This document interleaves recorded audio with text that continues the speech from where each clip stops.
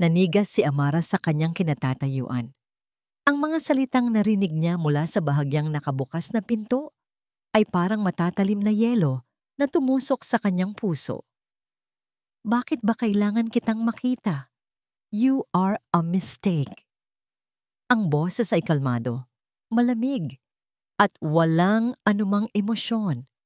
Ngunit ang bigat ng bawat salita ay sapat na para wasakin ang anumang pag-asang namumuo sa dibdib ni Amara. Kasunod nito ang mahinang paghikbi ng isang bata, isang tunog na pilit pinipigilan, na lalong nagpadurog sa kanyang damdamin. Ang kaninang pag-asang namumuo sa kanyang dibdib ay biglang napalitan ng nagyeyelong takot. Ilang oras pa lang ang nakalipas mula nang una siyang tumuntong sa mansyon ng mga De Villa. Dala ang luma, ngunit malinis niyang bag, pakiramdam ni Amara ay nilulunok siya ng naglalakihang bakal na tarangkahan. Sa kanyang probinsya, ang ganito kalaking gate ay para na sa isang buong barangay. Ngunit dito, iisang pamilya lang ang nakatira. Habang dahan-dahang tinatahak ng taxi, ang mahabang driveway, hindi niya maiwasang mamangha sa lawak ng hardin at sa marangyang fountain sa gitna nito. Para siyang pumasok sa isang pelikula. Ang bahay na mas mukha pang palasyo ay kumikinang sa ilalim ng sikat ng araw. Napalunok si Amara. Ito na ba yon? Ang bagong simula na matagal na niyang ipinagdarasal? Isang babaeng nakauniforme ang sumalubong sa kanya at iginiya siya papasok. Ang loob ng bahay ay mas nakakamangha pa kaysa sa labas.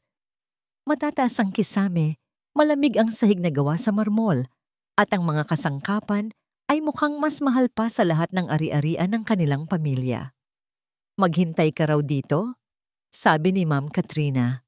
Sabi ng kasambahay bago siya iniwan sa may sala. Naupo si Amara sa dulo ng isang malambot na sofa, takot na marumihan ito. Mahigpit ang hawak niya sa kanyang bag. Sa loob nito ay ang iilang pirasong damit at ang litrato ng kanyang pamilya. Para sa kanila ang lahat ng ito. Para sa kanila, titiisin niya ang kahit ano. You must be Amara. Napatalon sa gulat si Amara at agad na napatayo. Isang napakagandang babae ang nakatayo sa paanan ng engrandeng hagdanan. Nakasuot ito ng isang simpleng puting bestida na mukhang mamahalin, at ang buhok nito ay perpektong nakaayos. Ang ngiti nito ay kasing liwanag ng mga diamanteng hikaw sa kanyang tainga. Ito si Ma'am Katrina De Villa. Ma'am, magandang hapon po. Nanginginig na bati ni Amara. Sabay yuko. Relax, Hija. Come, have a seat. Sabi ni Katrina sa malumanay na boses. Iginagaya siya pabalik sa sofa. I've read your file. Taga-Visayas ka pala.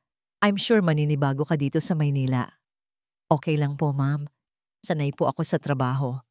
Ngumiti si Katrina. Isang nangiting hindi umabot sa kanyang mga mata. Good. What I expect from my staff is simple. Loyalty and discretion. This family values its privacy.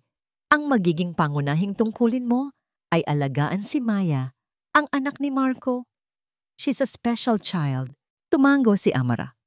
Opo, ma'am. Nabanggit po sa akin ng agency. She's sweet, but she needs a lot of patience. Kaya mo ba yon? Kakayanin po, ma'am. Mahal ko po ang mga bata. Sa pagkakarinig nito, isang kakaibang kislap ang dumaan sa mga mata ni Katrina, ngunit agad din itong nawala. That's good to hear. Bigla, may isang maliit na batang babae na lumitaw mula sa likuran ni Katrina. May hawak itong isang bulaklak na gawa sa kulay rosas na papel. Medyo may katabaan ng bata at ang mga mata nitong singkit ay nagpapakita ng hiya at pag-usisa. Siya si Maya. Maya, sweetie, come here. This is Amara. She's going to be your new yaya. Malambing na sabi ni Katrina.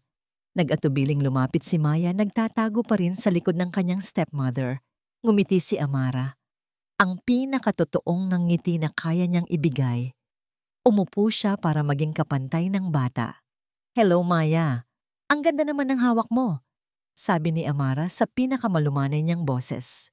Dahan-dahang inilahad ni Maya ang kamay nito at iniabot kay Amara ang bulaklak na papel.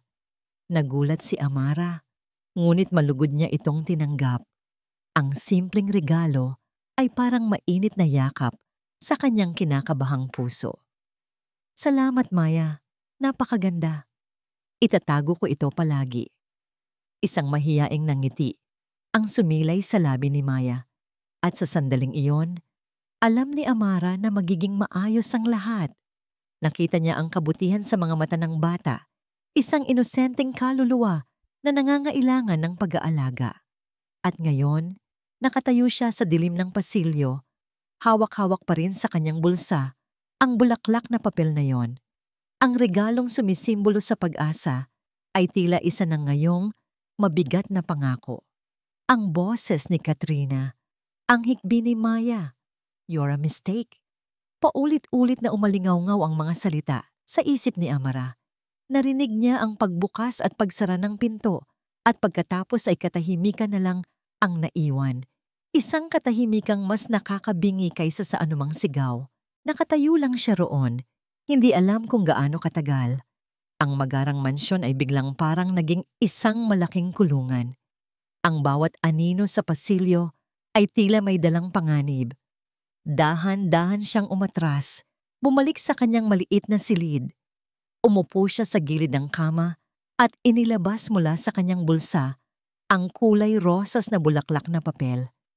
Pinagmasdan niya ito sa ilalim ng liwanag ng buwan na tumatagos sa bintana.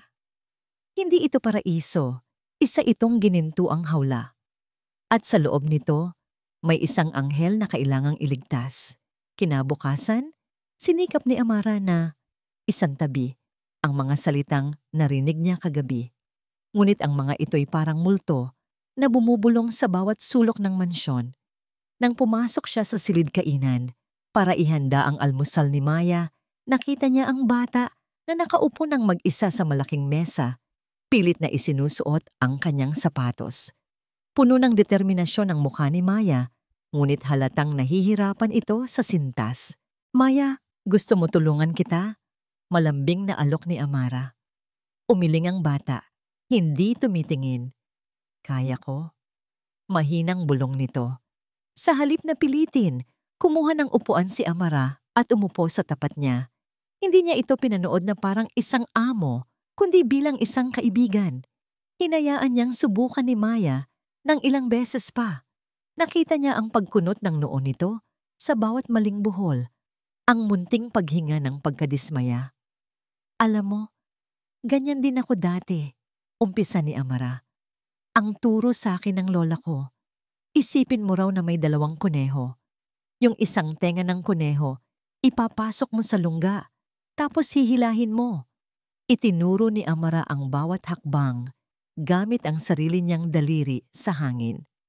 Tumingala si Maya, at sa unang pagkakataon ng umagang iyon, nakita ni Amara ang interes sa mga mata nito.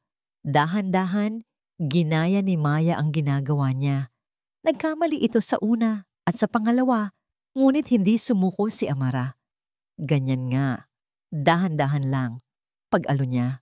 At sa wakas, sa isang maliit na buhol na hindi perpekto pero tama, nagawa ni Maya.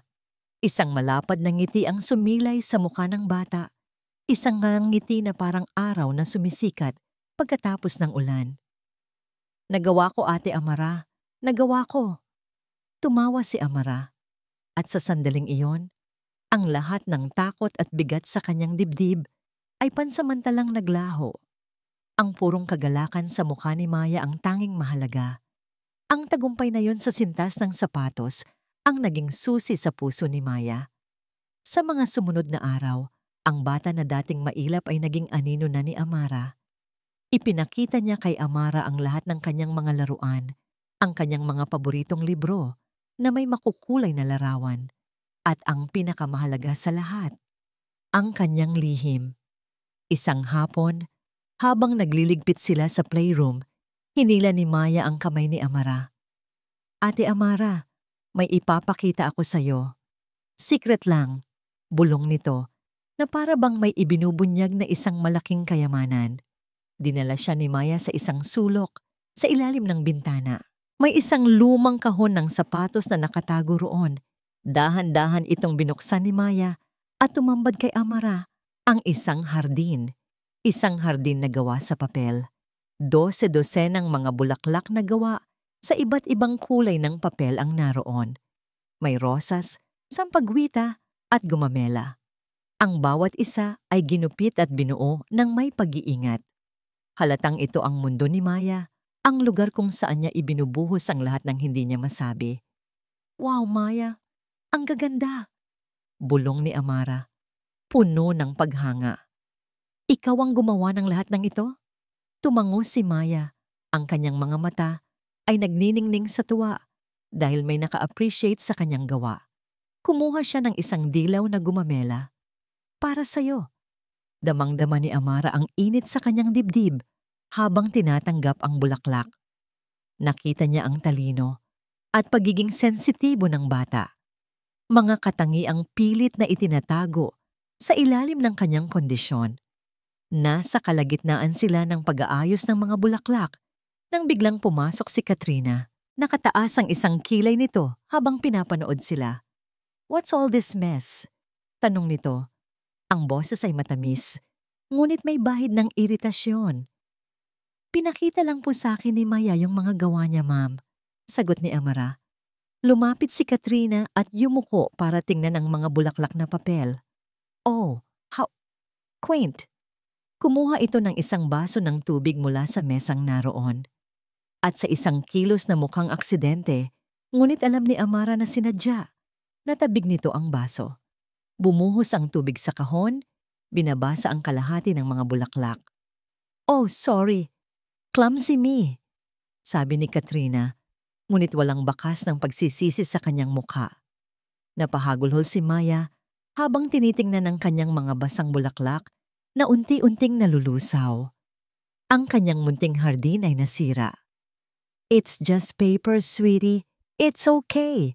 We can buy you real toys. Much better ones," sabi pa ni Katrina, sabay tapik sa ulo ni Maya na parang walang nangyari. Pagkatapos ay lumingon ito kay Amara. "Linisin mo na lang yan." At lumabas na ito ng silid. Naiwan si Amara na yakap-yakap ang umiiyak na si Maya. Ang galit ay kumukulo sa loob niya. Kinagabihan, matapos niyang patulugin si Maya, hindi mapakali si Amara. Bumalik siya sa playroom. Maingat niyang inilabas ang mga basang bulaklak at sinubukang patuyuin, ngunit sira na ang mga ito. Kaya't gumawa siya ng isang desisyon. Gamit ang mga colored paper na nakita niya sa isang cabinet at isang gunting, nagsimula siyang gumawa. Ginamit niyang modelo ang mga natirang tuyong bulaklak. Gupit, tupi, dikit. Inabot siya ng hating gabi hanggang sa manakit ang kanyang likod at mga daliri. Ngunit hindi siya tumigil. Ginawa niya ulit ang bawat nasirang bulaklak. Kinaumagahan, dinala niya ang mga bagong gawang bulaklak sa silid ni Maya. Nang makita ito ng bata, ang lungkot sa mukha nito ay napalitan ng purong pagkamangha at tuwa. Tumakbo ito at niyakap ng mahigpit si Amara. "Salamat, Ate Amara." Sa yakap na iyon, naramdaman ni Amara na tama ang kanyang ginawa. Ito ang kanyang laban. Hindi niya hahayaang sirain ni numan ang munting hardin ng batang ito. Sa sala, habang naglalaro sila ni Maya, gamit ang mga bagong bulaklak, abala sila sa pagtawa at hindi na malayan ang pagdating ng isang sasakyan. Maya-maya lang, isang matangkad na lalaki na may pagod, ngunit gwapong mukha ang pumasok sa pinto. Si Marco de Villa. "Maya!" tawag nito. "Daddy?" Masayang sigaw ni Maya, ngunit hindi ito bumitaw kay Amara. Napatingin si Marco sa eksena.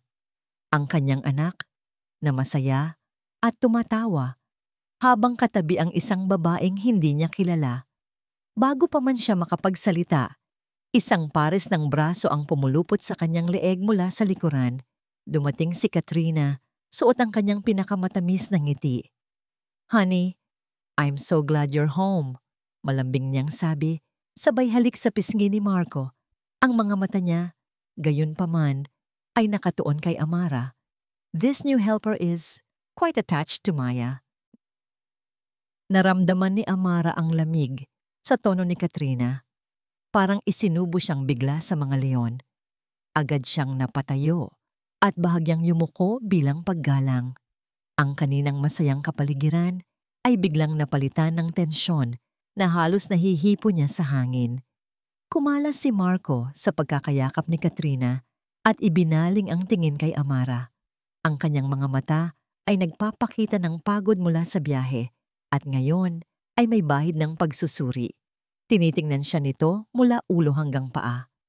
"You must be Amara," sabi ni Marco. Ang boses ay formal at walang emosyon. "Opo, sir. Magandang hapon po." Halos pabulong na sagot ni Amara. Hindi makatingin ng diretso. Hindi sumagot si Marco. Ang atensyon niya ay napunta kay Maya, na ngayon ay nakatayo na rin sa tabi ni Amara. Mahigpit ang hawak sa laylayan ng damit ng kanyang yaya. "Are you having fun, princess?" Tanong ni Marco sa anak. Isang bahagyang humangiti ang sumilay sa kanyang labi. Masayang tumango si Maya. Itinaas niya ang hawak niyang bulaklak na papel. "Yes, Daddy. Ate Amara made me new flowers. Look!" Isang kislap ng sorpresa ang dumaan sa mga mata ni Marco nang makita ang sinserong tuwa sa mukha ng kanyang anak. Isang tuwa na matagal na niyang hindi nakikita. Ngunit bago pa man siya makapagkomento, muling inakbayan ni Katrina ang kanyang asawa. "Let her be, honey. You must be tired from your trip. Halika, I prepared merienda for you." Sabi ni Katrina, marahang hinihila si Marco palayo sa eksena, palayo kina Amara at Maya. Nagpahila naman si Marco. Ang kanyang huling sulyap ay nasa anak na masayang ipinapakita ang hawak nitong bulaklak na papel. Naiwan si Amara na katabi si Maya. Pinapanood ang mag-asawang naglalakad palayo, na tila isang perpektong larawan ng isang masayang pamilya. Ngunit alam ni Amara ang nakatago sa likod ng larawang iyon. Nakita niya ang panandaliang pagdilim ng mga mata ni Katrina nang purihin ni Maya ang kanyang mga bulaklak at habang pinagmamasdan niya ang mag-asawang papataas ng hagdanan, alam ni Amara na ang laban para sa munting hardin ni Maya ay hindi pa nagsisimula. Sa katunayan, kasisimula pa lang. Ang mga sumunod na araw ay lumipas sa isang maingat na sayaw ng pagkukunwari. Sa tuwing nasa paligid si Marco, si Katrina ay ang perpektong asawa at madrasta. Ang kanyang boses ay malambing, ang kanyang mga ngiti ay laging handa, at ang kanyang mga kilos ay puno ng pag-aaruga. Inihahanda niya ang paboritong pagkain ni Marco, inaayos ang kanyang mga gamit at kinakamusta ang araw nito sa opisina. Isang gabi, naghanda si Katrina ng isang espesyal na hapunan. Ang mesa ay puno ng masasarap na pagkain at may mga kandila pa sa gitna. Habang naghahain si Amara, hindi niya maiwasang marinig ang pag-uusap nila. "Everything is perfect as always, Hon," sabi ni Marco, hinahawakan ang kamay ni Katrina sa ibabaw ng mesa. "I don't know what I'd do without you." "Ginagawa ko lang ang lahat para sa pamilya natin," sagot ni Katrina. Ang kanyang boses ay tila pulot-pukyutan. Lumingon ito kay Maya. "Eat up, sweetie. You need to finish your vegetables." Ngunit sa likod ng mga ngiting iyon, nakikita ni Amara ang katotohanan. Nakikita niya kung paano hindi talaga tinitingnan ni Katrina si Maya. Kung paano laging may bahid ng inip ang boses nito kapag ang bata ang kinakausap. At kung paano ang mga papuri ni Marco ay parang gasolinang nagpapaliyab sa kayabangan nito. Para siyang nanonood ng isang stage play kung saan siya lang ang nakakaalam na ang bida ay kontrabida. Pagkatapos ng hapunan, oras na para patulugin si Maya. Bahagi na ng kanilang ritual ang paghahanap sa paboritong laruan ng bata, isang luma at medyo kupas, ng manikang gawa sa tela na pinangalanan nitong si Nene. Regalo pa yon ng yumao nitong ina na si Annalyn. Ngunit ng gabing iyon, hindi nila mahanap si Nene. "Ate Amara, where's Nen?" Tanong ni Maya. Ang boses ay nagsisimula na ng manginig. "Nandito lang yon, sandali. Hahanapin natin." pagpapakalma ni Amara, hinalughog nila ang buong silid, sa ilalim ng kama, sa loob ng aparador ng mga laruan, sa likod ng mga unan, ngunit wala si Nene. Ang pag-aalala ni Maya ay unti-unting nauwi sa pag-iyak at pagkatapos ay sa isang ganap na pag-aalboroto. "Nene! I want Nene!" Sigaw nito, ang mga luha ay bumabaha na sa kanyang mga pisngi. Sinubukan ni Amara na alukin ito ng ibang laruan, ngunit walang epekto. Si Nene lang ang gusto nito. Habang yakap-yakap niya ang humahagulgol na bata, isang malamig na hinala ang gumapang sa kanyang kalooban. Naalala niya na nakita niyang pumasok si Katrina sa silid ni Maya kaninang hapon habang naliligo ang bata. Dahan-dahan niyang iniwan si Maya sa kama at bumaba. Una niyang sinilip ang sala, ang playroom, ngunit wala. Ang huli niyang pinuntahan ay ang kusina. Nanginginig ang kanyang mga kamay habang binubuksan niya ang takip ng basurahan.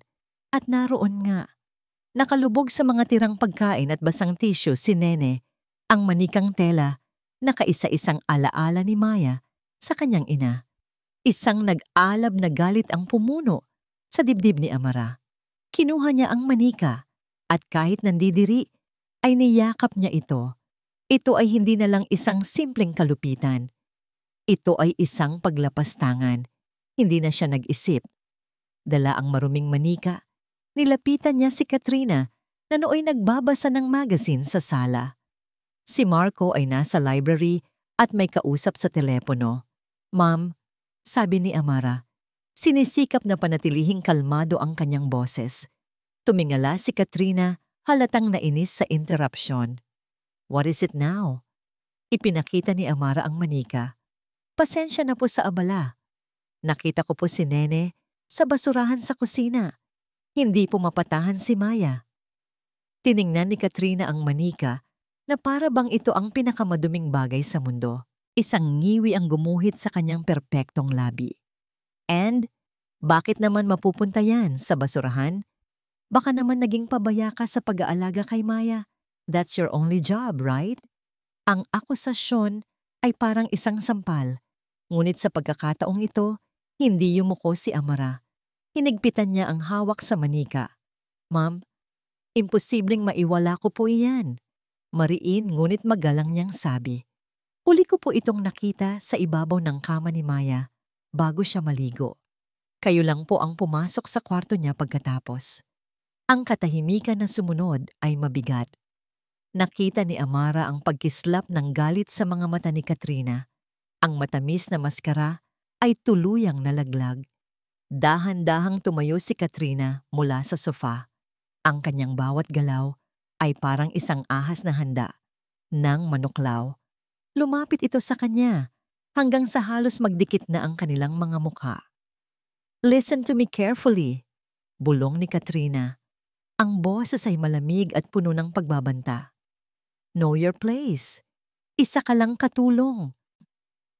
Napaorong si Amara, ngunit wala na siyang mapupuntahan. Wala kang nakita. Wala kang alam. Pagpapatuloy ni Katrina, ang bawat salita ay may diin. "Subukan mong muling sumagot sa akin at sisiguraduhin kong hindi ka lang sa kalsada pupulutin, kundi pati ang pamilya mo sa probinsya ay madadamay." Ang banta ay tumago sa puso ni Amara na parang lason. Pamilya niya. Ang kahinaan niya. Tumalikod si Katrina na para bang walang nangyari at muling naupo sa sofa, kinuha ang magazine. "Now get out of my sight and wash that filthy rag before you give it back to her." Nanginginig ang buong katawan ni Amara habang tumatalikod siya. Dala ang maruming manika, umakyat siya pabalik sa silid ni Maya. Nilibang niya ang sarili sa paglilinis kay Nene. Dahan-dahan niyang hinugasan ang tela at pinatuyo gamit ang hairdryer hanggang sa magmukha itong bago. Bawat kilos niya ay isang paglaban sa takot na gustong lumamon sa kanya. Nang ibigay niya ang malinis na manika kay Maya, agad itong niyakap ng bata at huminahon. Sa wakas ay nakatulog ito ng mahimbing, yakap-yakap ang alaala ng kanyang ina. Ngunit si Amara, hindi na dinalaw ng antok. Ang mga salita ni Katrina ay paulit-ulit na tumatakbo sa kanyang isip. Bandang hating gabi, bumaba siya para kumuha ng isang basong tubig. Tahimik ang buong bahay, ngunit habang papalapit siya sa kusina, may narinig siyang kaluskos. Dahan-dahan siyang sumilip mula sa pinto. Sa dilim, naaninag niya ang isang maliit na anyo na nakaupo sa sahig sa tapat ng nakabukas na pantry. Si Maya, may hawak itong isang pakete ng biskwit at mabilis na isinusubo ang mga ito na para bang takot na may makakita sa kanya. Puno ng pagtataka, binuksan ni Amara ang ilaw. Gulat na napatingala si Maya. Ang bibig ay puno ng biskwit at ang mga mata ay nanlalaki sa takot. Lumuhod si Amara sa tabi niya. Maya, anong ginagawa mo dito? Bakit hindi ka patulog? Malambing niyang tanong. Hindi sumagot ang bata. Yumuko lang ito, nanginginig. Nagugutom ka ba? Bakit hindi ka nagsabi sa akin? Umiling si Maya at isang butil ng luha ang pumatak mula sa kanyang mata at tumama sa sahig. Sa pagitan ng mga hikbi, naibulong nito ang mga salitang dumurog sa puso ni Amara. Sabi po ni Tita Katrina, mataba ako. Hindi niya ako binigyan ng hapunan. Pakiramdam ni Amara ay dinurog ang kanyang puso sa 1,000 piraso. Ang pagtapon sa manika ay isang bagay, ngunit ang gutumin, ang isang batang walang kalaban-laban. Ito ay kasamaan sa dalisay nitong anyo. Niyakap niya ng mahigpit si Maya. Sa sandaling iyon, isang desisyon ang nabuo sa kanyang isipan. Hindi na siya matatakot, hindi na siya mananahimik. Gabi na nang makauwi si Marco mula sa opisina. Bago pa man siya pumasok sa kanyang silid, huminto siya sa tapat ng isang maliit na mesa sa pasilyo. Sa ibabaw nito, sa loob ng isang silver na picture frame, ay ang nakangiting mukha ni Annalyn, ang una niyang pag-ibig, ang ina ni Maya. Inabot niya ang litrato, hinaplos ng kanyang hinlalaki ang malamig na salamin, kasabay ng paghaplos sa alaala ng isang buhay na hindi na maibabalik. Ang nangiti nito, iyon ang hinahanap-hanap niya. Isang nangiting totoo, walang halong pagkukunwari na kayang pawiin ang lahat ng pagod sa kanyang katawan. 2 taon na ang nakalipas, ngunit ang kirot ay sariwa pa rin. Parang isang sugat na hindi kailanman maghihilom. Bumuntong hininga siya at maingat na ibinalik ang litrato. Iyon ang dahilan kung bakit pinahahalagahan niya ang kaayusan, ang katahimikan. Dahil sa labas ng mga pader ng mansyong ito, ang mundo niya ay puro gulo. Kaninang umaga lang, sa board meeting, tila ba gusto siyang lamunin ng buo ng mga miyembro ng board. Mga matatalim na tingin, mga patagong tanong tungkol sa quarterly report, ang walang katapusang pressure na higitan ang mga nakaraang tagumpay. Naramdaman niya ang pamilyar na sakit sa kanyang batok, isang tensyon na dala-dala niya pauwi. Kailangan niya ng isang tahanang payapa, isang santuwaryo. At si Katrina ang nagbibigay noon sa kanya. Pumasok siya sa kanilang silid. Naroon si Katrina, nag-aayos ng buhok sa harap ng salamin. Ang bango ng mamahaling pabango nito ang sumalubong sa kanya. Lumapit ito at inalisan siya ng kanyang coat. "You look exhausted, honey," sabi nito sa malambing na boses. "Mahirap ba ang araw mo?" Tumangulang si Marco, hinayaan ang sarili na alagaan nito. "The usual? Kaya nga gusto kong siguraduhin na pag-uwi mo dito, wala ka nang iisipin pa," sabi ni Katrina, inaayos ang kwelyo ng kanyang damit. "Speaking of which, may gusto sana akong sabihin sa'yo. About Amara." Kumunot ang noo ni Marco. "What about her?" Umupo si Katrina sa gilid ng kama. Ang mukha ay nagpapakita ng maingat na pag-aalala. "Hindi naman sa nagrereklamo ako, honey. She's a good worker. Masyado nga lang. Malapit kay Maya." "Isn't that a good thing? Maya seems to like her." Naalala niya ang tuwa sa mukha ng kanyang anak nung isang araw. Of course it is," Mabilis na sagot ni Katrina. I'm just concerned. Baka malito si Maya. She's starting to treat Amara not as a yaya but as something more. Baka nakakalimutan na niya ang boundaries. Ayoko lang na dumating ang araw na mas makinig pa siya sa isang katulong kaysa sa atin. Natahimik si Marco. May punto si Katrina. Kailangan ng istruktura sa isang bahay. May mga linya na hindi dapat tawirin. Ang pagiging malapit ay isang bagay, ngunit ang pag-agaw sa awtoridad ng magulang ay iba na. I'll talk to her, sabi ni Marco sa wakas. Kinabukasan, nakita niya ang pagkakataon. Naabutan niya si Amara sa hardin, tinutulungan si Maya na magdilig ng mga halaman. Nagtatawanan sila. Isang magandang tanawin, ngunit sa isip ni Marco ay umalingaw-ngaw na ang mga salita ni Katrina. Amara, tawag niya. Ang kanyang boses ay formal. Ang boses na ginagamit niya sa kanyang mga empleyado. Gulat na lumingon si Amara. Sir, can I have a word? Sumunod ito sa kanya sa may gazebo, iniwan si Maya na nagpapatuloy sa pagdidilig. I need to be clear about your responsibilities.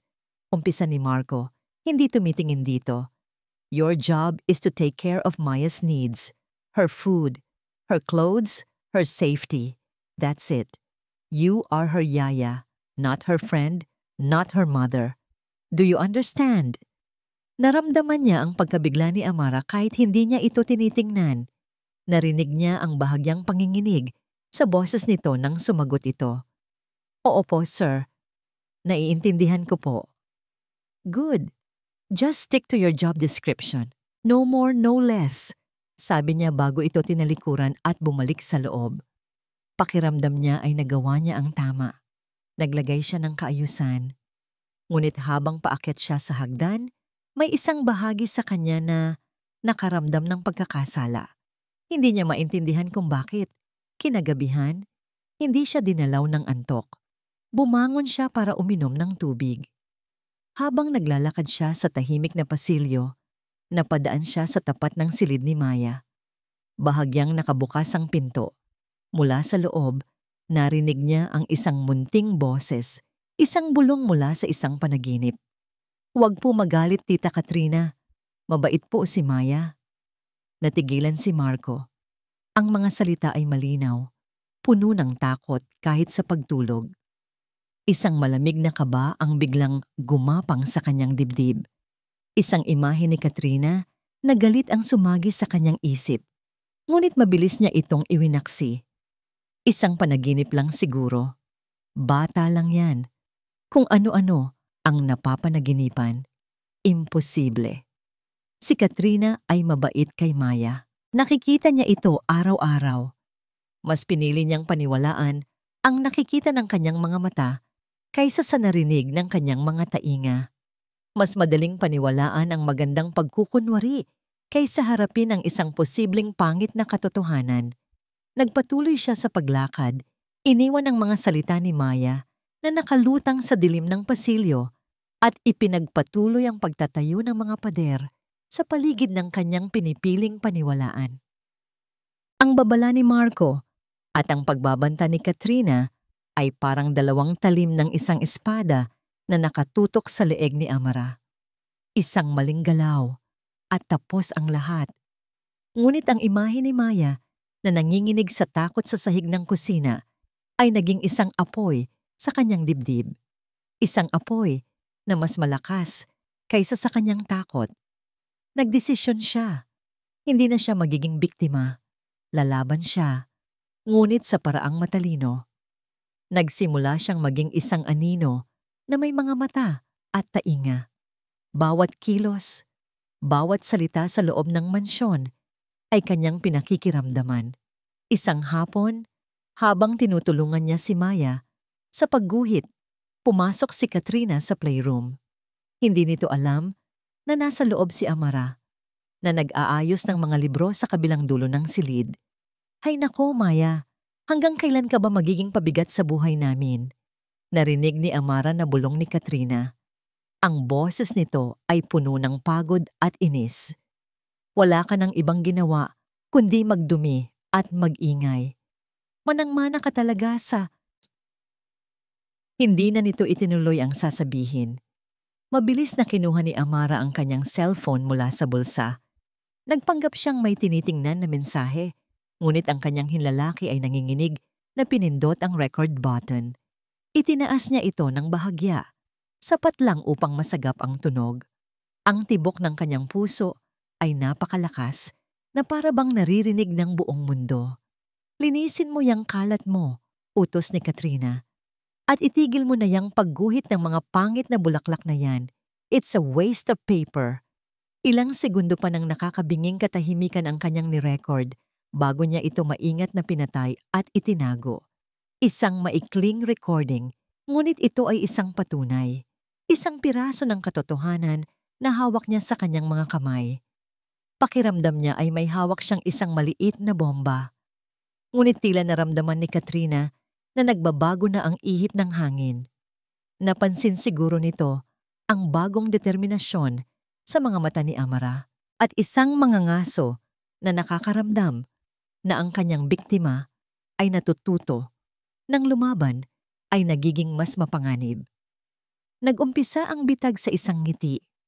Isang hapon, habang naghahanda ng merienda, lumapit sa kanya si Katrina sa kusina. Isang bagay na hindi nito kailanman ginagawa. Amara, sabi nito sa isang boses na nakakapanibago sa tamis. Nag-bake ako ng paboritong cookies ni Maya. Peanut butter cookies.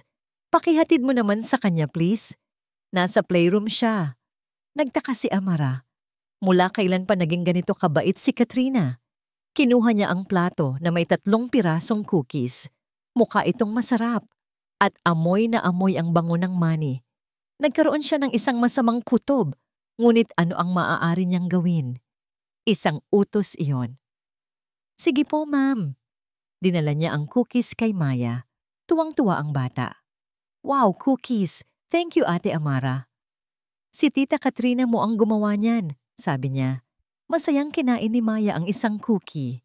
Pagkatapos ng ilang minuto, habang naglalaro sila, napansin ni Amara na panay ang kamot ni Maya sa kanyang braso. Ate, Makati! Reklamo nito. Tiningnan ni Amara ang braso ng bata. Puno ito ng maliliit at mapupulang butlig na nagsisimula ng kumalat. Allergy! Naalala niya ang sinabi sa agency. Si Maya ay may mild allergy sa mani. Hindi ito nakamamatay, ngunit sapat na para magdulot ng matinding pangangati at pamumula. Oh my God! Maya! Isang boses na puno ng pagkukunwaring pag-aalala ang narinig nila mula sa pinto. Nakatayo roon si Katrina. Ang kanyang mga kamay ay nakatakip sa bibig. Ang mga mata ay nanlalaki sa gulat. Anong nangyari sa'yo? Anong pinakain mo sa kanya, Amara? Sigaw nito. Sa perpektong tiyempo, kasunod na pumasok sa pinto si Marco. Kararating lang mula sa opisina.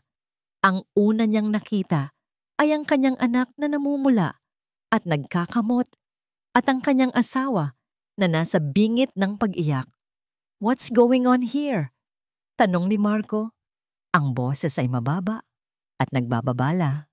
Agad na tumakbo si Katrina kay Marco. Marco, si Maya. Tignan mo, si Amara. Alam niyang may allergy sa mani si Maya, pero binigyan pa rin niya ng peanut butter cookies.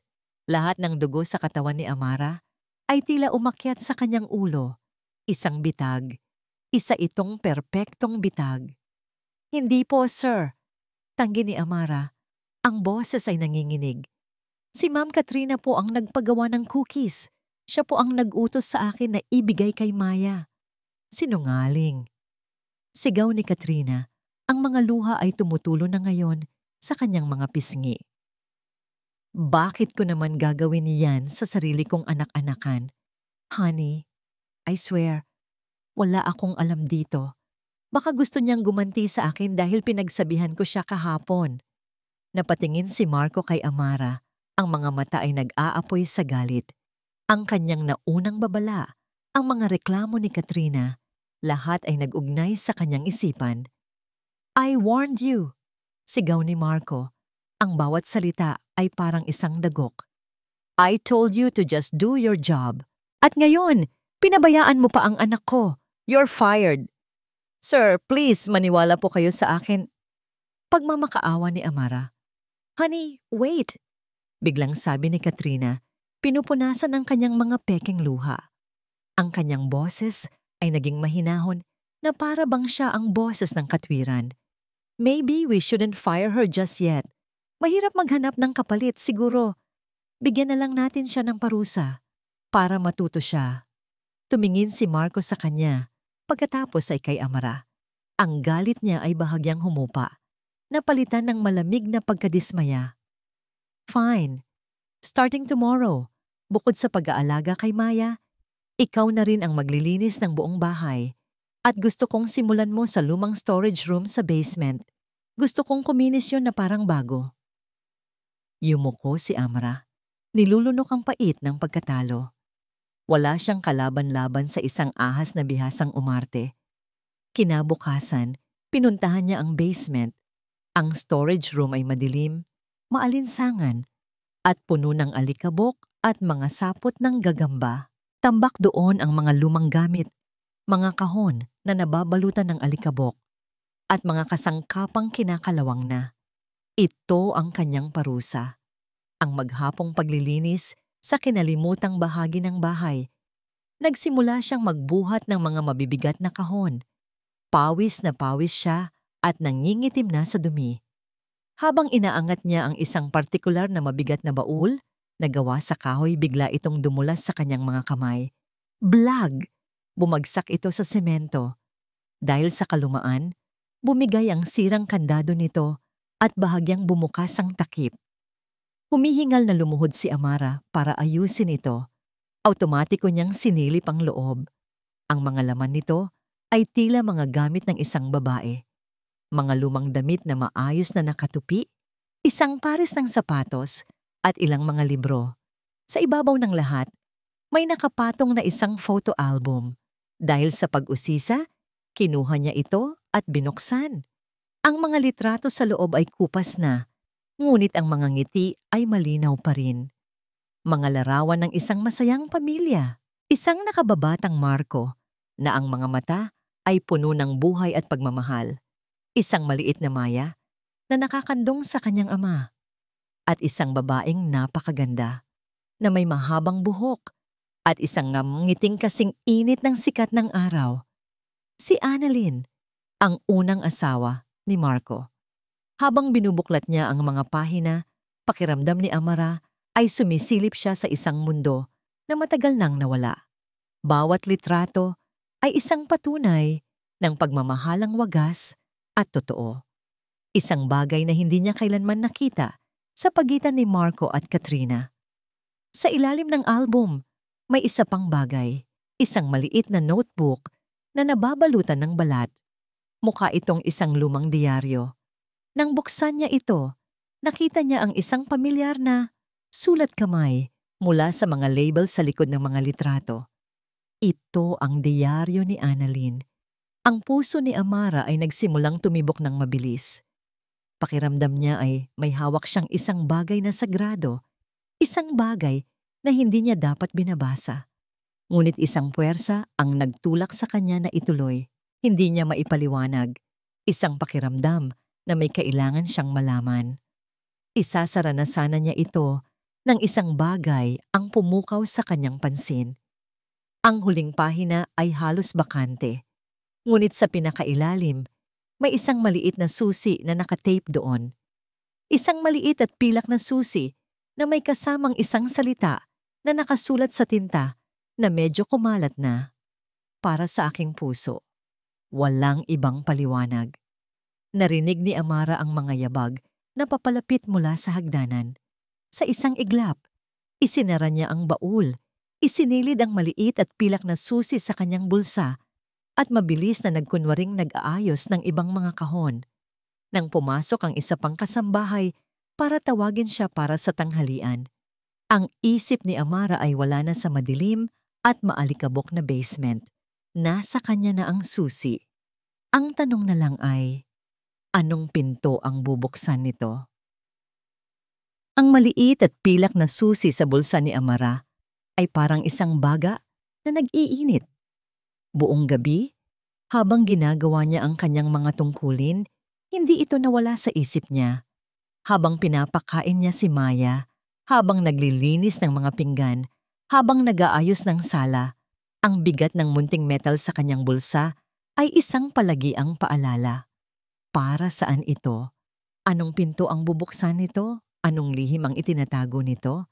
Kinagabihan, nang ang buong bahay ay nahihimbing na sa katahimikan, hindi siya mapakali. Dala ang isang maliit na flashlight, bumalik siya sa basement. Ang takot niya sa dilim at sa mga gagamba ay napalitan ng isang mas matinding puwersa. Ang pangangailangang malaman ang katotohanan. Sinubukan niya ang susi sa baul na una niyang nakita, ngunit hindi ito kasya. Sinubukan niya sa ilang mga lumang maleta, ngunit wala rin. Halos isang oras siyang naghahanap. Ang kanyang pag-asa ay unti-unti nang nauubos.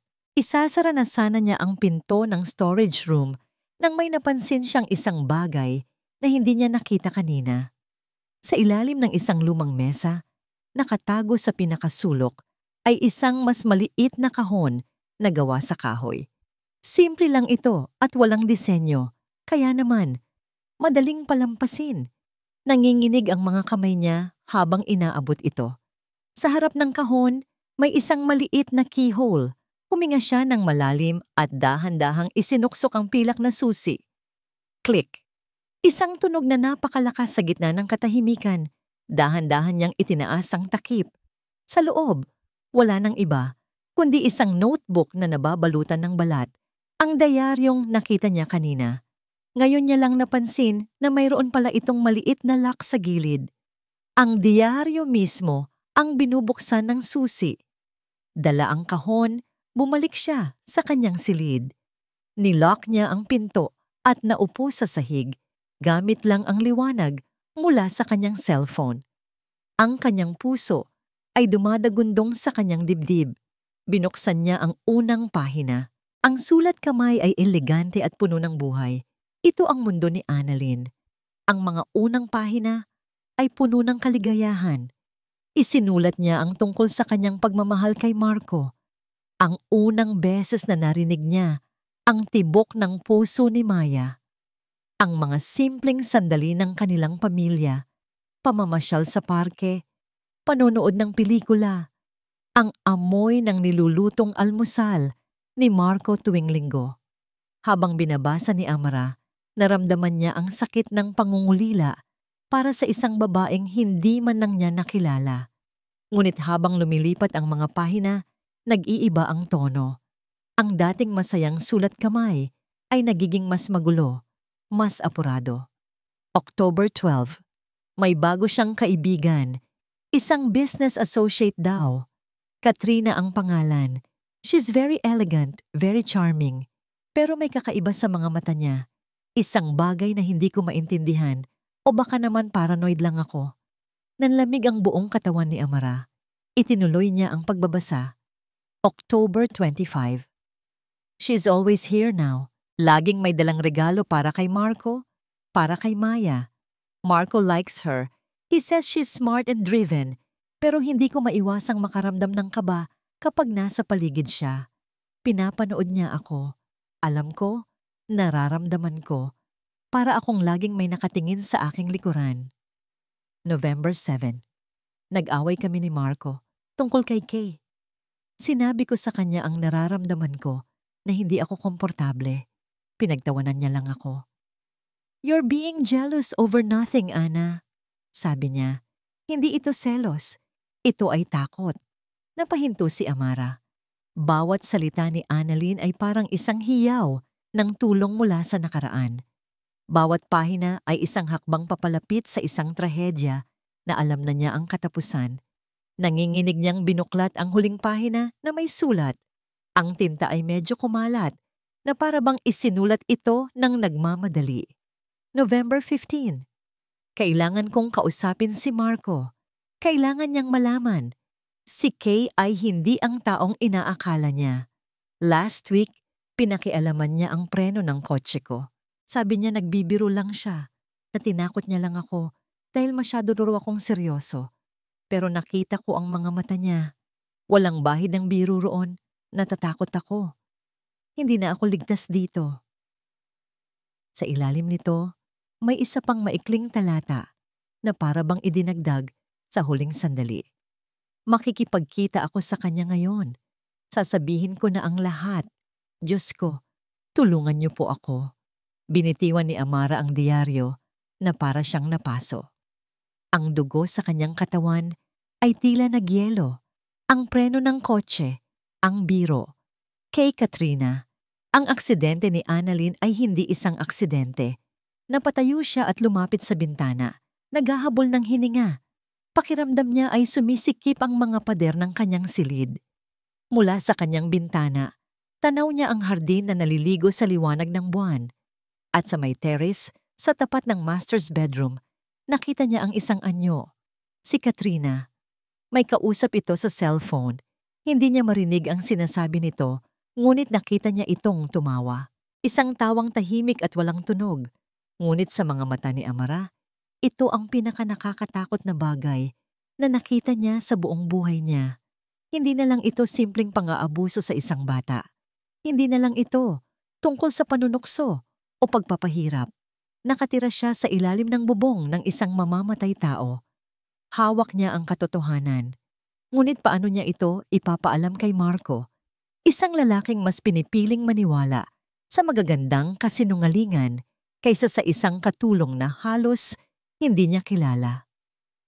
Pinapanood ni Katrina si Amara mula sa bintana ng kanyang silid.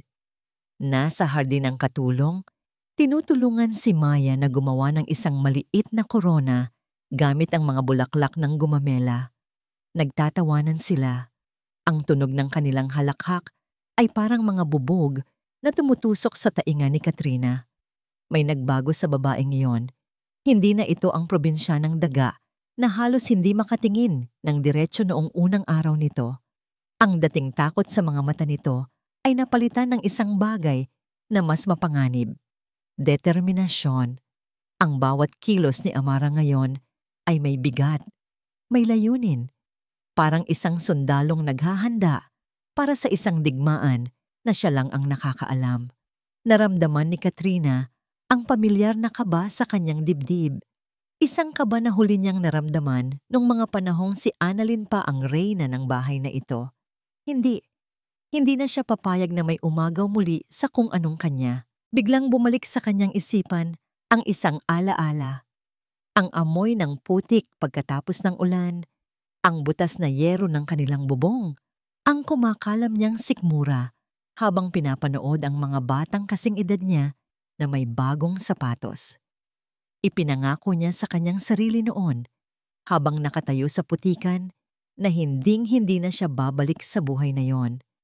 Gagamitin niya ang lahat, ang kanyang ganda, ang kanyang talino, ang kanyang kakayahang umarte para makaahon. At nagtagumpay siya. Ang mansyong ito, ang mga alahas sa kanyang leeg, ang pangalang de Villa, lahat ng ito ay napanalunan niya. Hindi niya hahayaang sirain ng isang hamak na katulong ang lahat ng pinaghirapan niya. Ang pagkakataon ay dumating na parang isang regalo mula sa langit.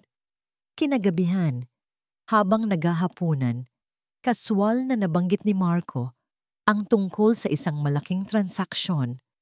I need to pull out a large sum of cash tomorrow morning, sabi nito habang hinihiwa ang kanyang steak. Payment for a supplier. He doesn't trust bank transfers. It will be in the safe overnight. Para kay Marco, isa lang iyong komento. Para kay Katrina, isa iyong plano na nabubuo. Ang perpektong bitag. Kinabukasan, hinintay niya ang tamang tiyempo. Ipinadala niya si Amara at Maya sa isang maliit na park sa loob ng kanilang subdivision. Nang masiguro niyang wala ng tao sa itaas, pumasok siya sa office ni Marco. Ang safe ay nakatago sa likod ng isang painting. Alam niya ang kombinasyon, ang kaarawan ni Annalyn. Isang mapait na kabalintunaan na hindi niya kailanman pinalitan. Dahan-dahan niyang pinihit ang dial. Click! Bumukas ito. Naroon ang pera. Makakapal na bundle ng tig-1,000 piso. Ang amoy ng bagong pera ay parang pabango sa kanya. Kumuha siya ng isang bundle, hindi lahat, para hindi maging masyadong halata. Sapat lang para maging isang malaking kasalanan. Sunod niyang pinuntahan ang silid ni Amara. Ang maliit at simpleng kwarto ay nagbigay sa kanya ng matinding pandidiri. Napakakaunti ng gamit. Isang lumang bag sa gilid ng aparador ang kanyang target. Binuksan niya ito. May iilang pirasong damit, isang suklay, at ang litrato ng isang pamilyang mukhang mahirap. Napangisi siya. Maingat niyang isiniksik ang pera sa pagitan ng mga nakatuping damit, sa pinakailalim kung saan hindi ito agad makikita. Sinara niya ang bag, ibinalik sa dati nitong pwesto, at lumabas na parang isang multo. Walang bakas, walang ebidensya, tanging isang perpektong kwento na handa ng isalaysay. Bumalik siya sa kanyang silid at kinuha ang kanyang cellphone. Dinial niya ang numero ng kanyang kaibigan. "Hello, Brenda?" Sabi niya. Hindi maitago ang tuwa sa kanyang boses. "Guess what? May good news ako. Aalisin na ang basura sa pamamahay ko." Narinig niya ang pagtatanong sa kabilang linya. Tumawa si Katrina, isang tawang mahina ngunit puno ng tagumpay. "Finally, that bitch is going down." Ibinaba niya ang tawag. Huminga siya ng malalim at humarap sa salamin. Ang babaeng nakangisi sa salamin ay dahan-dahang nag-iba ng anyo. Ang kanyang mga mata ay nanlaki.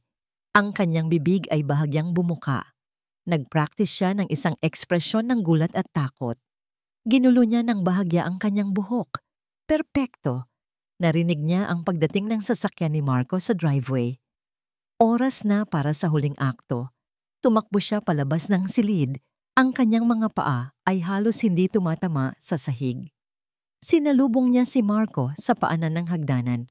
Ang kanyang mukha ay isang perpektong maskara ng pagkasindak. Ang kanyang mga mata ay nagbabadyang lumuha. "Marco, ang pera! Nawawala!" Sigaw niya. Ang boses ay nanginginig at basag. "Nawawala ang pera sa safe. Sa tingin ko si Amara ang kumuha." Ang mundo ni Marco ay umikot lamang sa iisang bagay. Galit. Isang malamig at nag-aapoy na galit na gumapang mula sa kanyang sikmura hanggang sa kanyang lalamunan. Ang mga salita ni Katrina ay umalingaw-ngaw sa kanyang isipan. Si Amara ang kumuha. Ang luha sa mga mata ng kanyang asawa, ang pagkasindak sa boses nito. Ito na ang katibayan. Ang lahat ng maliliit na piraso ng pagdududa na itinanim ni Katrina ay biglang nagsama-sama upang buuin ang isang imahe ng pagkakanulo. "Patawag niyo si Amara?" "Ngayon din." Utos niya sa isa pang kasambahay. Ang boses ay mababa at puno ng awtoridad. Ilang sandali lang, pumasok si Amara sa sala. Kasunod si Maya na walang kamalay-malay. Nang makita ni Amara ang itsura nilang tatlo, si Katrina na umiiyak sa bisig ni Marco at si Marco na nakatingin sa kanya na para siyang isang kriminal, agad na namutla ang kanyang muka. "Sir?" "Ma'am, anong pong nangyayari?" "Huwag ka nang magkunwari," sabi ni Marco. Ang bawat salita ay mabigat. "Nasaan ang pera, Amara?" Nakita niya ang pagkalito at pagkatapos ay ang pagkaunawa sa mga mata ng dalaga. "Pera po?" "Sir, wala po akong alam sa sinasabi niyo." "Sinungaling!" Humagulgol si Katrina. "Nakita kitang papalabas ng office mo kanina, Marco. Akala ko kung ano lang ang kinuha." "Hindi po totoo yan." Desperadong tanggi ni Amara. Ang mga mata ay nagpupumilit na salubungin ang tingin ni Marco. "Sir, bitag po ito. Pakana niya po lahat ng ito." Ngunit para kay Marco, ang mga salita ni Amara ay hangin na lamang. Isang desperadong pagtatangka ng isang taong nahuli na. Biglang may kinuha si Amara mula sa likuran niya. isang luma at maliit na notebook. "Sir, please, hindi po tungkol sa pera ito. May kailangan po kayong malaman. Tungkol po ito kay Ma'am Annalyn." Sa pagkarinig sa pangalan ng kanyang yumaong asawa mula sa bibig ng babaeng ito, lalong sumiklab ang galit ni Marco. Anong karapatan niyang gamitin ang pangalan ni Annalyn sa ganitong sitwasyon? "Ano yan? Isang diaryo?" Sarkastikong tanong niya. Inilahad ni Amara ang notebook. "Sir, basahin niyo po. Nagmamakaawa po ako." "Enough with your fantasies," sigaw ni Marco. Iwinasiwas ang kamay na para bang iwinawaksi ang isang nakakadiring bagay. Hindi niya kailanman hahawakan ang anumang galing sa isang magnanakaw. "Wala akong pakialam sa mga kwento mo. Ang pera ang gusto kong makita." Tumalikod siya sa dalaga. "Manang Celia, halongkatin ninyo ang mga gamit niya. Lahat." Nanginginig na sumunod ang matandang kasambahay. Si Amara ay napaluhod. Ang mukha ay puno ng kawalan ng pag-asa. Si Maya, na hanggang ngayon ay tahimik lang na nanonood, ay nagsimula ng umiyak. "Daddy, why are you shouting at Ate Amara?" Hindi pinansin ni Marco ang anak. Ang kanyang mga mata ay nakatuon sa paghahalughog. Ilang sandali lang, mula sa lumang bag ni Amara, inilabas ni Manang Celia ang isang makapal na bundle ng pera. Ang katahimikan sa sala ay nakakabingi para kay Marco. Iyon na ang hatol. Ang kulay ay tuluyang nawala sa mukha ni Amara. Para siyang binuhusan ng nagyayelong tubig. Tumingin siya kay Marco. Ang kanyang mga mata ay sumisigaw ng isang mensaheng hindi maintindihan ng lalaki. Hindi ito pagsisisi ng isang may sala. Ito ay ang sakit ng isang taong tuluyang sinaksak sa likod. Hindi sa akin yan." Bulong ni Amara, ngunit kahit siya ay alam na wala ng saysay ang kanyang mga salita. Tumayo si Marco. Ang kanyang desisyon ay buo na. Ang pagtitiwalang ibinigay niya ay sinuklian ng pagnanakaw. Ang kabutihang ipinakita niya ay ginantihan ng panloloko. "Umalis ka sa bahay na ito. Ngayon din." "Sir, parang awa niyo na." "Sinabi kong umalis ka." Sigaw niya. Hinawakan niya ito ng mahigpit sa braso. Ang payat na braso nito ay nanginginig sa kanyang pagkakahawak. Hinila niya ito papunta sa pinto. "Daddy, no!" Humagulgol si Maya, tumakbo ito at niyakap ang mga binti ng kanyang ama. "Don't let Ate Amara go. Please, Daddy. I love her."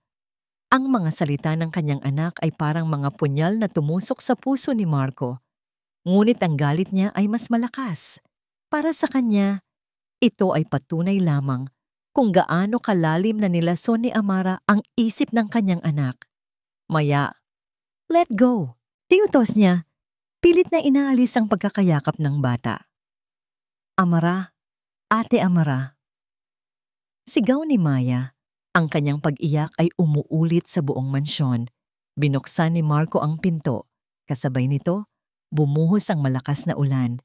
Itinulak niya si Amara, palabas sa kadiliman at sa rumaragasang ulan. "Huwag na huwag ka nang babalik dito." Sigaw niya bago isinara ng malakas ang pinto. Sumandal siya sa pinto, humahabol ng hininga. Sa likuran niya, ang pag-iyak ni Maya ay hindi tumitigil.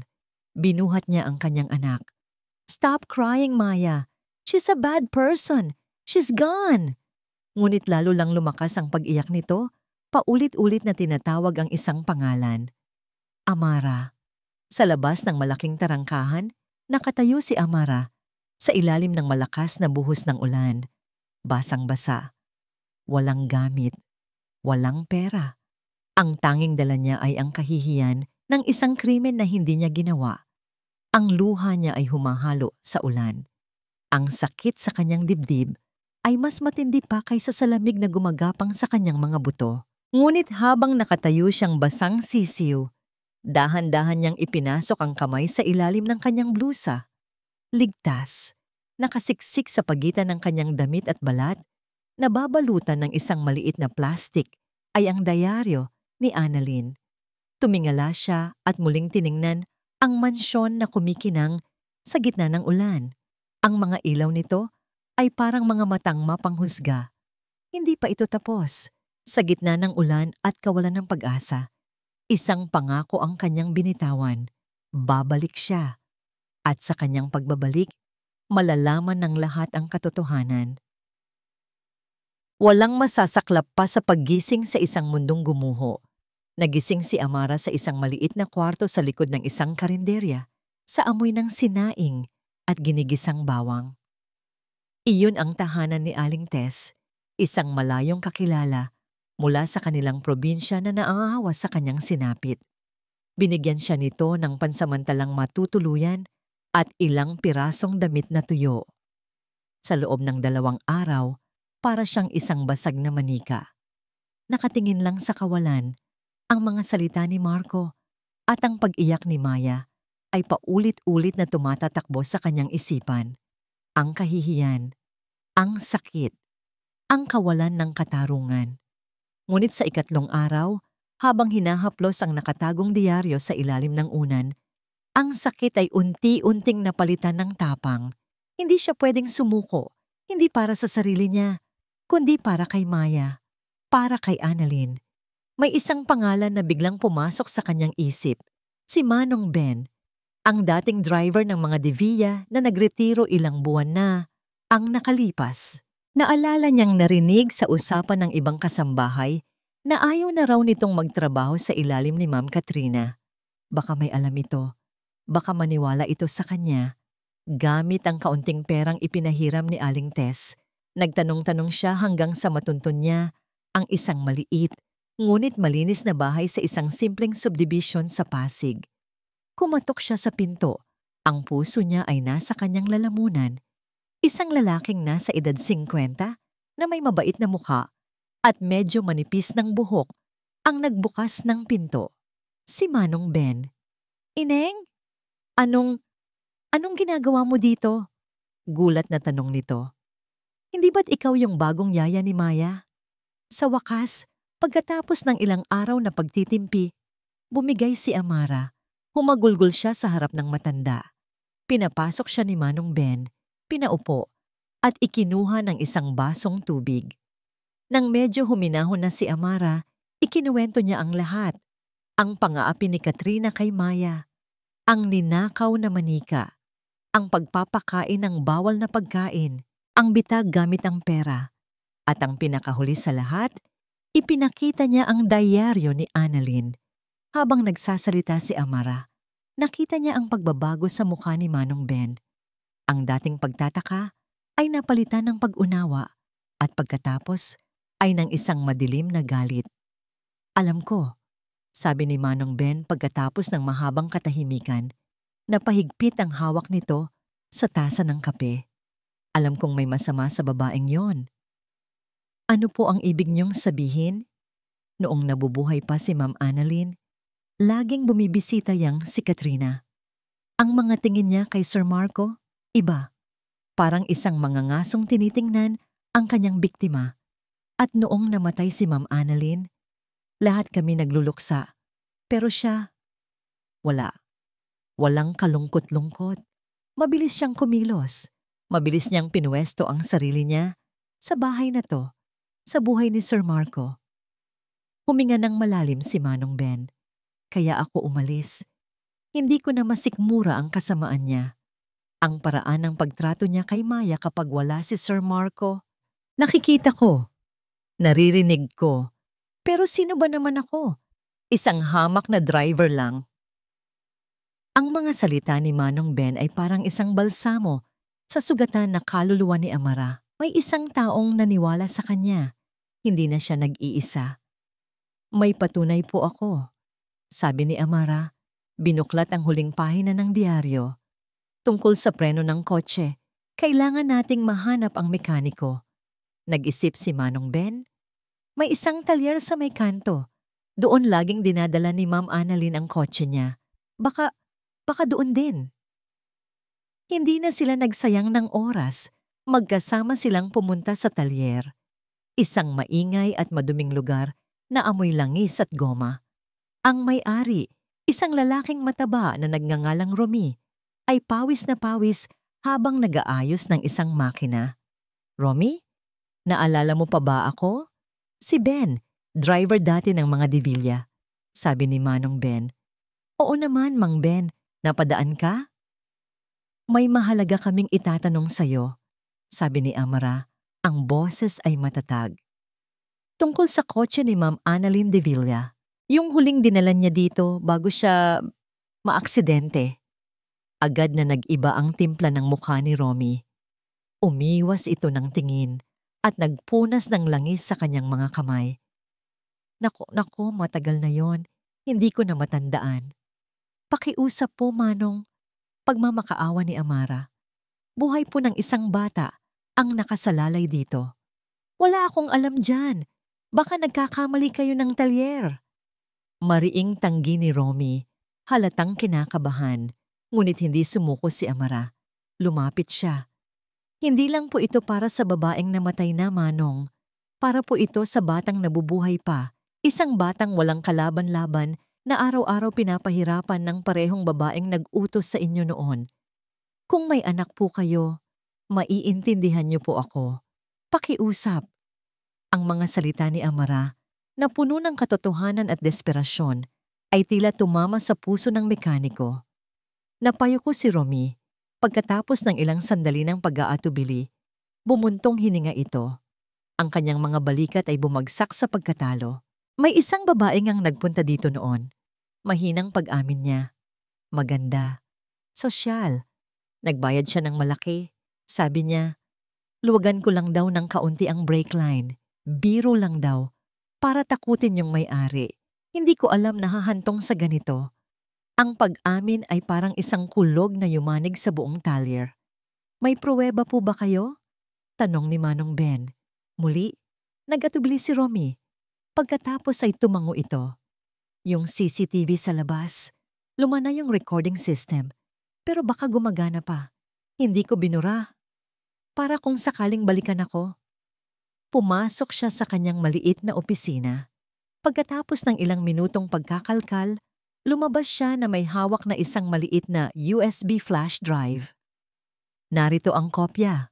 Sabi niya, iniabot kay Amara.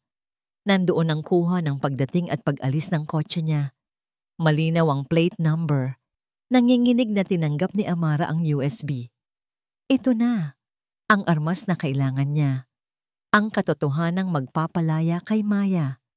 Salamat po, Manong. Utang ko po sa inyo ang buhay ko. Sabi ni Amara, ang mga luha ng pasasalamat ay dumadaloy na sa kanyang mga pisngi. Habang nasa tricycle sila pabalik, biglang tumunog ang cellphone ni Manong Ben. Isang kaibigan niya na kasalukuyang nagtatrabaho pa rin sa mansyon ng tumatawag. Ben, kamusta? Oo. Ay, oo nga pala. Bukas na yung malaking party dito. Anniversary ng kumpanya ni Sir. Darating lahat ng mga business partner niya. Grabe ang paghahanda ni Ma'am Katrina. Nagkatinginan si Amara at Manong Ben. Ang kanilang mga mata ay nag-aapoy sa iisang ideya. Isang malaking party kung saan naroon ang lahat. Ang perpektong entablado para sa pagbagsak ng isang reyna. Ang mansyon ng mga Divilla ay kumikinang na parang isang hiyas sa gitna ng kadiliman. Ang tunog ng malumanay na musika at ang halakhakan ng mga bisitang naka-Amerikana at magagarang bestida ay lumalabas mula sa mga nakabukas na pinto. Ito ang ika-27 anibersaryo ng Divilla Corporation, isang pagdiriwang ng tagumpay at kapangyarihan. Nakatayo si Marco malapit sa French window, hawak ang isang baso ng mamahaling alak, ngunit ang lasa nito ay parang abo sa kanyang bibig. Pinapanood niya ang mga bisita, ang mga ngiti, ang mga pagbati. Lahat sila ay pumupuri sa kanya, sa kanyang asawa, sa perpektong buhay na ipinapakita nila. Ngunit sa gitna ng lahat ng ito, nakaramdam siya ng isang malaking kakulangan. Isang katahimikan na hindi kayang punan ng anumang musika o tawanan. Simula nang umalis si Amara, ang mansyon ay naging isang malamig na lugar. Si Maya ay naging isang anino. Bihira na itong magsalita, Hindi na gumagawa ng mga bulaklak na papel at ang mga mata nito ay laging malungkot. Tinatanong siya nito gabi-gabi, "Daddy, when is Ate Amara coming back?" At sa bawat tanong, isang piraso ng puso ni Marco ang nadudurog. Sinubukan niyang punan ang pagkukulang. Dinalhan niya ito ng mga bagong laruan, dinala sa mga mamahaling restaurant, ngunit walang epekto. Nakita niya si Maya ngayon, nakaupo sa isang silya sa isang sulok, yakap-yakap ang luma nitong manikang si Nene. Nakasuot ito ng isang magandang bestida, ngunit ang mukha nito ay blanko. Para itong isang anghel na naputulan ng pakpak. "Honey, what's wrong? You should be mingling," sabi ni Katrina, lumapit sa kanya at inayos ang kanyang kurbata. Suot nito ang isang kumikinang na itim na bestida at ang leeg nito ay napapalamutian ng mga diamante. Siya ang reyna ng gabing ito. "It's Maya. She's not happy," sagot ni Marco. Hindi inaalis ang tingin sa anak. Isang bahid ng inis ang dumaan sa mga mata ni Katrina, ngunit agad itong napalitan ng isang mapag-arugang ngiti. "She's just tired, darling. Huwag mo nang isipin yon. This is our night." Umakyat si Katrina sa isang maliit na entablado na inihanda sa gitna ng grand ballroom. Kinuha niya ang mikropono. Agad na tumahimik ang lahat. Ang kanilang atensyon ay nakatuon sa kanya. "Good evening, everyone." Umpisa niya. Ang boses ay puno ng kumpiyansa at tamis. "On behalf of my husband Marco, I would like to thank you all for celebrating this milestone with us. 25 years of hard work, dedication, and success. I am so proud to stand beside a man who..." Ngunit hindi na niya natapos ang kanyang sasabihin. Biglang namatay ang mga ilaw sa entablado. Ang tanging nanatiling bukas ay ang malaking projector screen sa likuran niya, na dapat sana ay magpapakita ng isang AVP tungkol sa kasaysayan ng kumpanya. Ngunit hindi yun ang lumabas. Isang boses ang pumuno sa katahimikan, isang boses na pamilyar, ngunit ngayon ay puno ng isang nakakakilabot na kalmaduhan. "Katrina is not who she seems." Lahat ay lumingon sa pinanggalingan ng boses. Sa may pintuan nakatayo si Amara. Hindi na siya ang dating katulong na laging nakayuko. Nakasuot siya ng isang simpleng itim na bestida. Ang kanyang buhok ay nakapusod. At ang kanyang mga mata ay nag-aapoy sa determinasyon.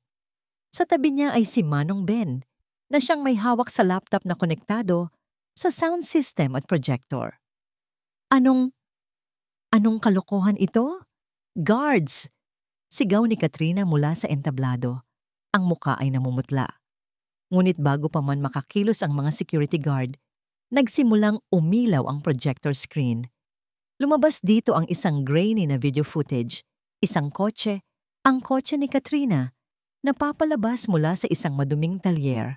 Ang petsa at oras na nakatatak sa video, November 15, ang araw ng aksidente ni Annalyn.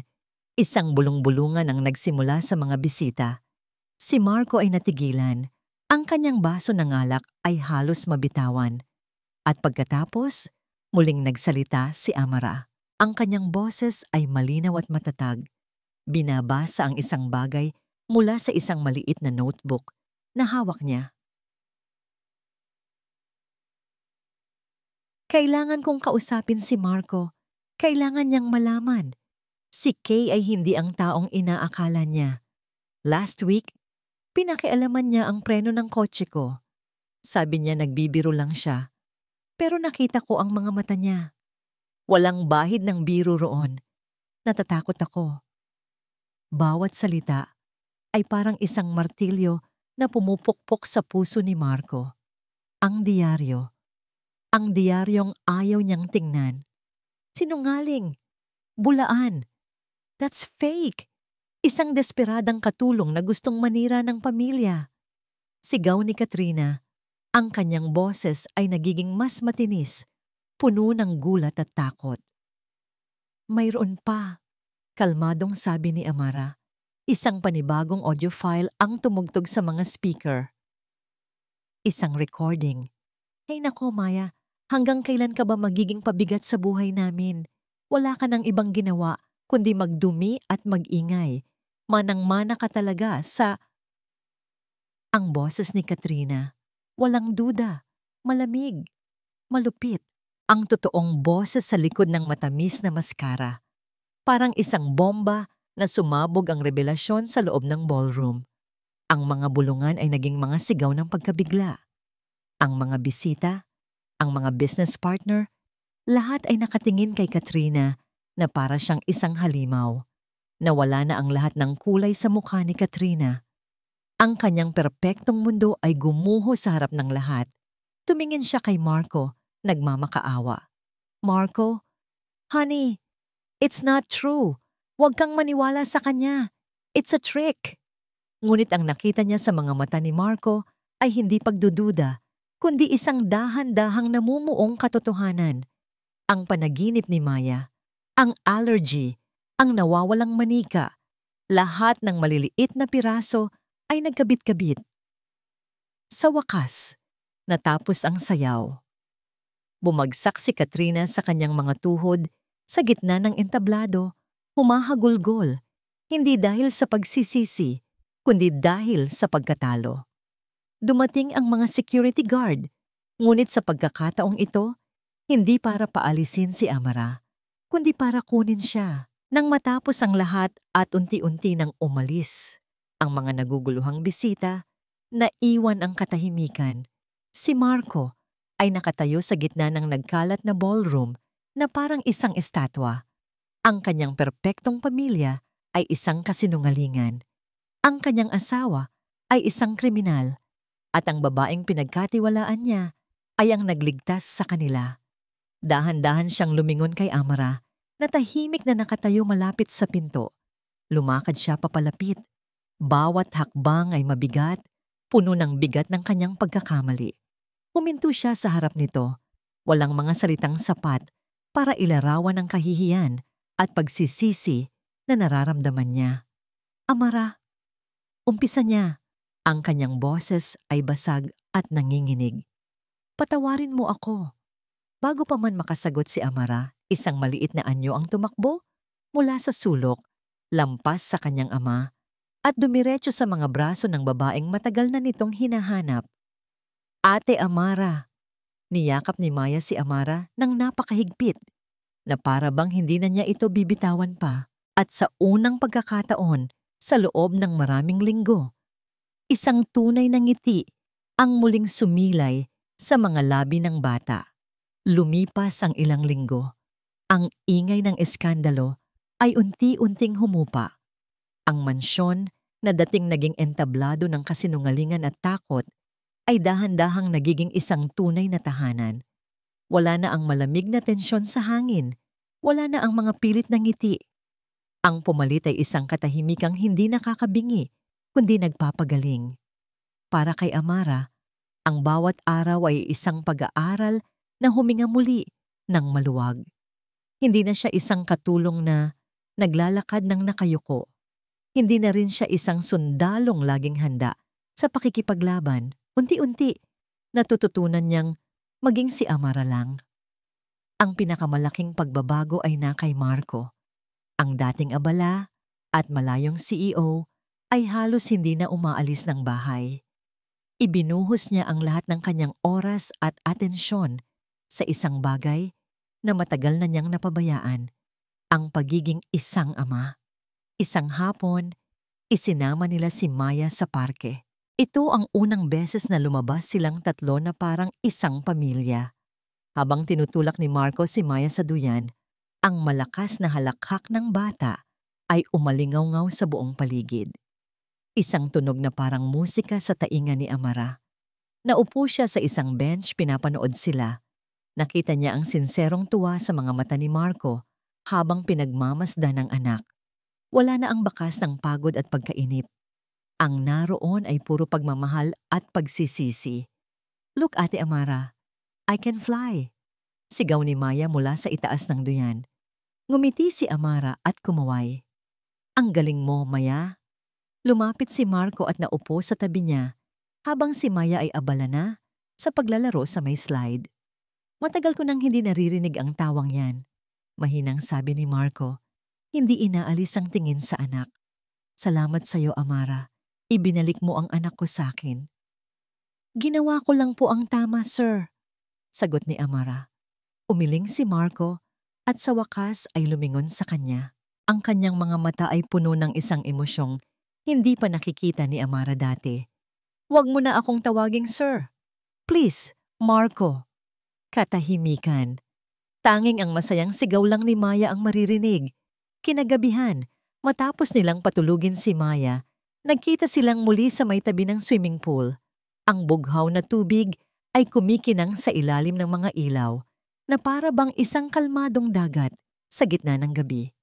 Doon, sa tabi ng pool, formal na humingi ng tawad si Marco. Hindi bilang isang amo na nagkamali, kundi bilang isang taong lubos na nagsisisi. Amara, alam kong huli na ang lahat para sa maraming bagay. Umpisa niya, ang boses ay mababa at puno ng pagsisisi. Walang sapat na salita para sa kahihiyang nararamdaman ko. Naging bulag ako, isang duwag. Nagtago ako sa trabaho, sa sakit ng pagkawala ni Annalyn. At hinayaan kong isang halimaw ang mag-alaga sa pinakamahalagang bagay sa buhay ko. Tumingin siya sa tubig. Hinayaan kitang masaktan, hinusgahan kita, itinaboy kita. At sa kabila ng lahat ng yon, ikaw pa rin ang nagligtas sa amin. Hindi ko alam kung paano kita mababayaran. Nakatingin lang si Amara. Hinahayaan siyang ilabas ang lahat. Sa wakas, nagsalita siya. Ang boses ay malumanay. Naiintindihan ko po, sabi niya. Naiintindihan ko ang pakiramdam na may pinagsisisihan, na may kasalanang dinadala na hindi mo alam kung paano itatama. Hindi. Ang sayo ay kasinungalingan. Ang sa akin ay katotohanan. I failed them both. I failed Annalyn. And I almost failed Maya, sagot ni Marco. Ang sakit ay malinaw sa kanyang boses. Pero hindi pa huli ang lahat para kay Maya, sabi ni Amara. Bumalik ka na sa kanya. Iyon ang pinakamahalaga. Isang mahabang katahimikan ang muling namagitan sa kanila. Pagkatapos, humarap si Marco sa kanya ng buo. Gusto kong manatili ka dito, Amara, sabi niya. Ang bawat salita ay maingat at puno ng kahulugan. Hindi bilang isang yaya, hindi bilang isang empleyado. Huminga siya ng malalim. Pwede ba? Pwede ba tayong magsimulang muli? Tayong tatlo? Ang tanong ay nakalutang sa hangin, puno ng pag-asa at takot. Para kay Amara, ang tanong na yon ay mas mabigat pa kaysa sa lahat ng pinagdaanan niya. Hindi siya sumagot. Sa halip, ang tingin niya ay napunta sa bintana ng silid ni Maya, kung saan mahimbing na natutulog ang bata. Panatag at ligtas, ang dahilan ng lahat ng kanyang pakikipaglaban. Pagkatapos, dahan-dahan niyang ibinalik ang kanyang tingin kay Marco. Ang lalaking nawala, ngunit ngayon ay natagpuan na ang daan pabalik. At sa ilalim ng liwanag ng buwan, isang maliit ngunit totoong nangiti ang sumilay sa mga labi ni Amara. Isang nangiting nagsasabi ng pagpapatawad, isang nangiting nagbibigay ng pag-asa, isang nangiting nagsasabi ng oo. Ang sagot ay hindi kailangan ng salita. Sa huling eksena, ang tatlo ay magkasamang naglalakad sa hardin habang papalubog ang araw. Hawak ni Marco ang isang kamay ni Maya. Hawak naman ni Amara ang kabila. Ang kanilang mga anino ay humahaba at nagiging isa. Ang mga sugat ng nakaraan ay malalim, ngunit sa wakas, ang umaga ay dumating. Ito ay isang bagong simula. At dito nagtatapos ang makulay at madamdaming kwento ni Amara, Marco at Maya. Mula sa kaibuturan ng aking puso, maraming salamat sa inyong walang sawang pagsubaybay at pakikipaglakbay sa bawat kabanata ng kanilang buhay. Bawat segundo na inyong inilaan upang pakinggan ang kanilang istorya ay isang malaking karangalan para sa akin. Ang pagsulat sa kwentong ito ay isang paalala na ang buhay ay puno ng mga pagsubok, ngunit ito rin ay puno ng pag-asa. Ito ay isang paalala na ang tunay na pamilya ay hindi laging nakikita sa dugo. kundi sa puso na handang magmahal, magpatawad, at mag-aruga ng walang hinihintay na kapalit. Sana'y napulutan ninyo ng aral at inspirasyon ang katatagan ni Amara, ang kanyang tapang na manindigan para sa tama kahit sa gitna ng panganib. At sa paglalakbay ni Marco mula sa pagkabulag patungo sa katotohanan, naway na ipakita nito ang kapangyarihan ng pagpapatawad, hindi lang sa iba, kundi pati na rin sa ating mga sarili. Higit sa lahat, ang kwentong ito ay tungkol sa pag-ibig na naghihilom, nagpapalaya, at laging nagbibigay ng pagkakataon para sa isang bagong simula. Ngayon, nais ko namang marinig ang inyong saloobin. Anong bahagi ng kwento ang pinakatumatak sa inyo? Anong aral ang inyong babaunin mula sa paglalakbay ni na Amara at Maya? Huwag kayong mag-atubiling i-share ang inyong mga komento sa ibaba.